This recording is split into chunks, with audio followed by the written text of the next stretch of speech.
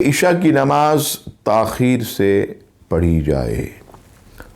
ترمذی شریف حدیث نمبر 157 اور امام ابن ماجہ نے بھی اس کو ابن ماجہ میں نقل کیا۔ حضرت ابو ہریرہ رضی اللہ تعالیٰ عنہ روایت کرتے ہیں کہ رسول اللہ صلی اللہ علیہ وسلم نے فرمایا کہ اگر میں اپنی امت پر گرا نہ سمجھتا تو انہیں عشاء کی نماز تہائی رات یا نصف رات تک دیر سے پڑھنے کا حکم دیتا۔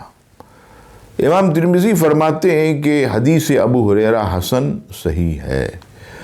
دوسری حدیث پاک مسند احمد والیوم 5 حدیث نمبر 2114 حضرت جابر بن سمرہ رضی اللہ تعالیٰ عنہ بیان کرتے ہیں کہ رسول اللہ صلی اللہ علیہ وسلم عشاء کی نماز دیر سے پڑھا کرتے تھے۔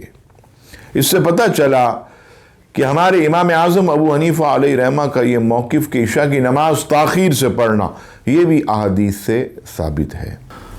یہ جو نماز کے اوقات میں آپ کے سامنے عرض کر رہا ہوں احادیث کی روشنی میں، یہ امام اعظم ابو حنیفہ علیہ رحمہ کے مذہب اور موقف کی تائید ہے۔ اور یہ بھی یاد رکھیے گا کہ ہمارے امام اعظم ابو حنیفہ علیہ رحمہ ان کے تمام تر فتاوی جات یہ سب کے سب احادیث رسول سے ثابت ہیں۔